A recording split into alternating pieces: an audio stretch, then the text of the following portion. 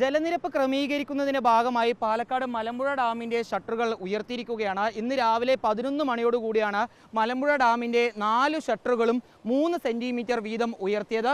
ഇന്നലെ ഉച്ചയോടുകൂടി തന്നെ ഡാമിന്റെ റൂൾ കർവ് പ്രകാരമുള്ള 112.99 അടിയിലേക്ക് ഡാമിലെ ജലനിരപ്പ് എത്തിയിരുന്നു. ഇതിനെ തുടർന്നാണ് ഇപ്പോൾ ഡാമിന്റെ ഷട്ടറുകൾ ഉയർത്താനുള്ള ഒരു തീരുമാനത്തിലേക്ക് അധികൃതർ കടന്നിരിക്കുന്നത്. ഇതുകൊണ്ട് തന്നെ മുക്കൈപ്പുഴ, അതുപോലെ തന്നെ ഭാരതപ്പുഴ, കൽപ്പാത്തിപ്പുഴ എന്നീ പുഴകളുടെ ജലനിരപ്പ് ഉയരാൻ സാധ്യതയുണ്ട്.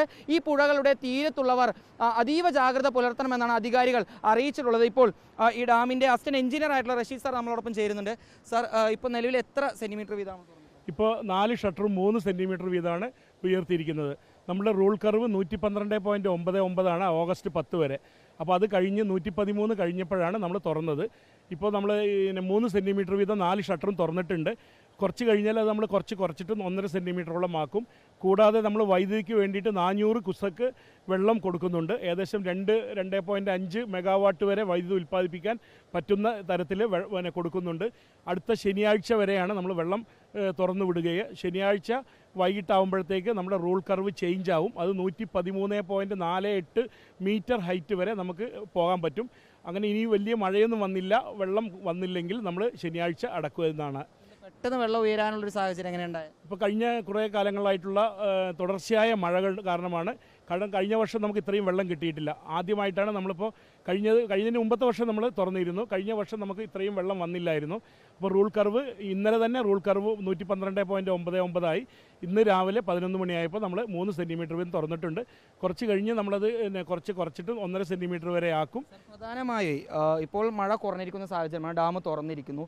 പാലക്കാട് ജില്ലയിലെ 20,000 ഹെക്ടറിലെ കൃഷിയെ ആശ്രയിക്കുന്ന മുഴുവൻ മലമ്പുഴ ഡാമിലെ ഈ വെള്ളം ആശ്രയിച്ചുകൊണ്ടാണ്. അപ്പോൾ കർഷകർക്ക് ഇതൊരു വലിയ നഷ്ടമാവോ ഇനി വേനൽക്കാലം ആകുമ്പോൾ ഈ തുറന്നു വിടുന്നുണ്ട്? ഇല്ല, നമ്മൾ സത്യം പറഞ്ഞാൽ ഇപ്പോഴത്തെ റൂൾ കർവ് അനുസരിച്ചിട്ടുള്ള വെള്ളമാണ് തുറന്നു വിട്ടിരിക്കുന്നത്. നമ്മൾ ഡാം സേഫ്റ്റി ഡിപ്പാർട്ട്മെൻറ്റ് ഒരു ഓറഞ്ച് ബുക്ക് എന്ന് പറഞ്ഞിട്ട് ചെയ്തിട്ടുണ്ട്.